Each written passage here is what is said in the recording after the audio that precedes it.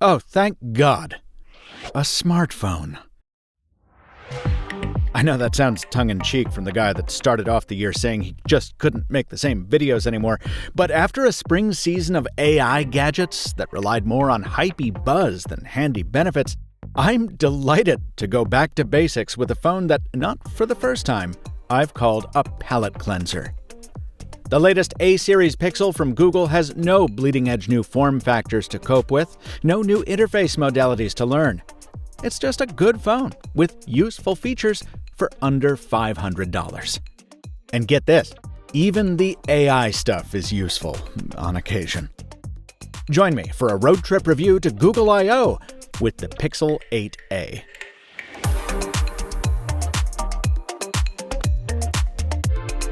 One of the first things you'll notice upon my taking the 8a out of the box is that I'm restoring it from my Pixel Fold, not the OnePlus Open that I carried as my daily driver for quite a while. The reason for that? At some point over the past few months, I genuinely don't remember when, I moved back into the Pixel Fold and I stayed on it. Despite its weight and its oddball aspect ratio and, yes, its asymmetrical bezels. A faux pas for which I also forgive the 8a, because folks, I love me a Pixel phone. That's my disclosure for this video. Sure, Google furnished this review sample free of charge, and it also provided travel and lodging for Mr. Mobile to attend its annual I/O developer conference, but that's been true every year, going back to when I started Mr. Mobile. Now, my love for the Pixel comes from all those features that Google keeps exclusive to its homegrown phones, none of which are new on the 8a, but some of which I got to try anew in the context of covering an event. First, a word on the ecosystem. In addition to wirelessly restoring my apps and settings from my Fold to the 8a, I was also able to transfer my Pixel Watch 2 review unit without resetting it, a big deal in the world of Wear OS. And my Pixel Buds also popped up as available to pair without any steps needed on my part. Nice. The only thing that didn't come over smoothly was Fitbit, which I'm pretty sure I complained about before.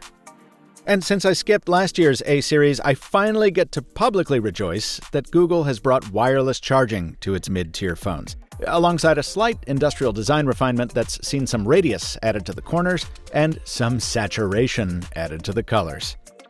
You'd never be able to tell this isn't glass by looking at it, and aside from a slightly rough edge where the plastic meets the aluminum frame, and that unfortunate chin, the 8a is an aesthetic and an ergonomic win.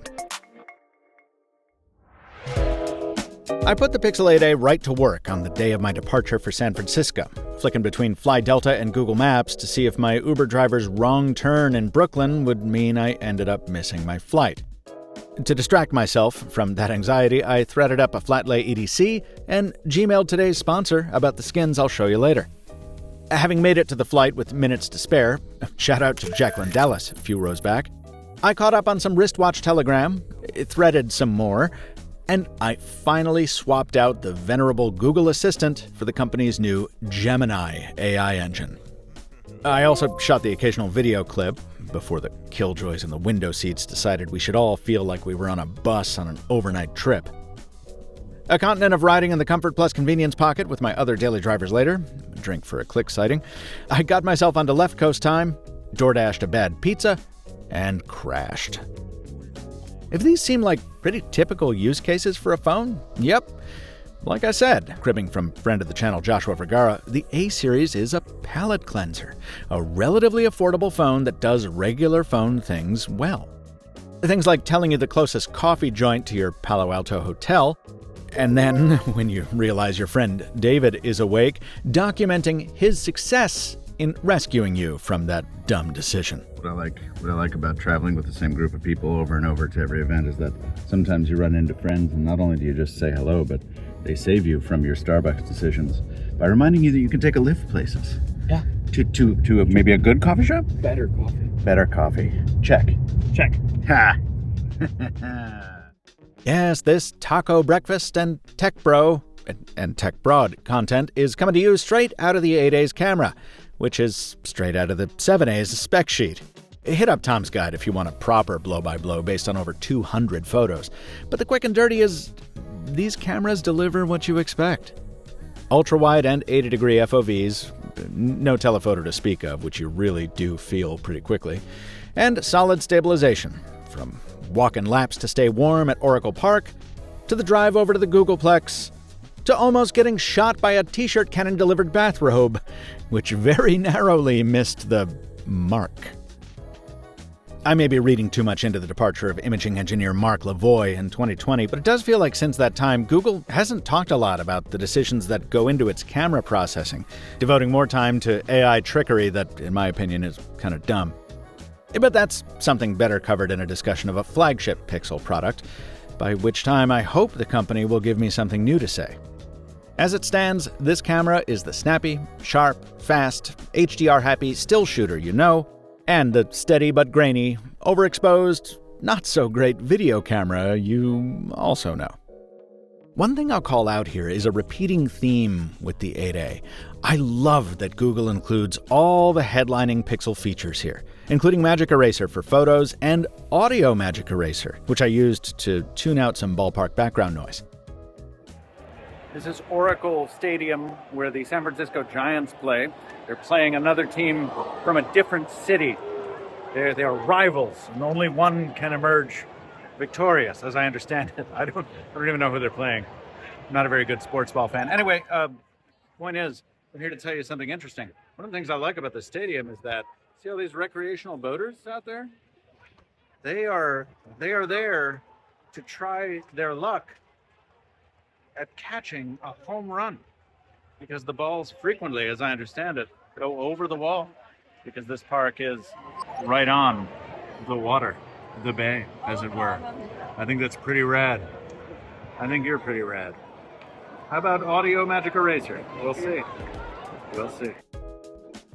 Remember how I toggled Gemini on the plane? It came in handy when I wanted a quick tip on the best place to get a hot dog at Oracle Park.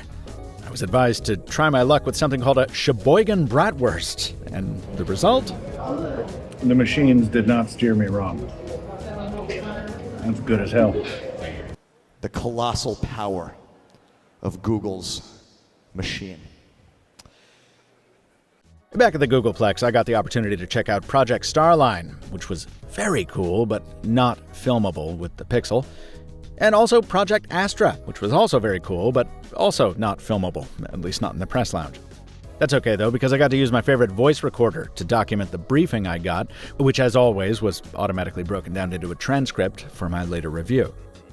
In newer news, asking Gemini to sum up my unread emails was an intriguing peek into a truly useful form of AI assistance. Also, Circle to Search is included on the 8A, so I got to try shopping for some gear. And here the phone started to slip.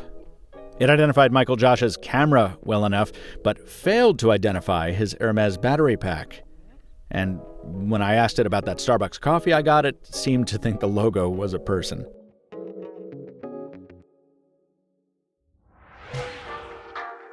That's something I'd like to talk more about in an upcoming video because, believe it or not, I'm still not done talking about the pitfalls and, sure, the promise of AI. But to close out this video, let me first check off two fundamentals. Battery life is indeed all day, unless you're covering a media event, in which case you'll need to top up on the go. And yes, its phone call quality is just fine. And lastly, I'll make two concessions to the commenters doubtless already down there dismissing this phone as too expensive for what you get. The first of those is the display quality. On paper, it's faster and brighter than earlier models, but in practice, it was still a bit dim for me in the California sun. And while the thick bezel genuinely wouldn't bother me if it were symmetrical, I cannot sanction a chin on any phone at this price point. And the second concession? Competition. No, not from the Pixel 8.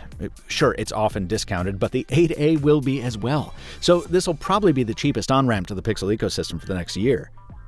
Now, I'm talking about phones like the Nothing Phone 2A, which I reviewed a couple months back. It may not have all the bands you need, depending on where you live, thanks to anemic US 5G support, but it's just one of several examples of standout hardware design in the mid-tier space that substantially undercuts the Pixel 8A. Now, normally the caveat I follow that up with is that you've got to be ready for poor software, but honestly, if the Pixel didn't exist, Nothing's software is the flavor of Android I'd prefer to use. So, Not quite as cheap as it could be, still too long in the chin for my taste, and like Will Saddleberg over at Android Police, I'm always on guard for some weird bugs to emerge thanks to Google's custom tensor silicon. But at the end of the day, the 8A does its most important job, keeping the door open to a whole constellation of useful Google features for folks who don't want to drop big bucks on a premium Pixel. And with 7 years of support now standard on all Google phones, that's a better value than ever. Hey, remember that unboxing from the beginning? Real talk, I had a fleeting moment of joy that Google had brought back its dual-tone paint job from the Pixel 6 era. I wish that white was actually an accent. That would be really cool. But sadly, it was just a sticker. Fortunately, today's sponsor, dbrand, has stickers that stay on there, so you can relive those better days. Or pay homage to the recent unseasonable auroras we got here in the US with the aptly named Solar Flare. Or add protection with a grip case.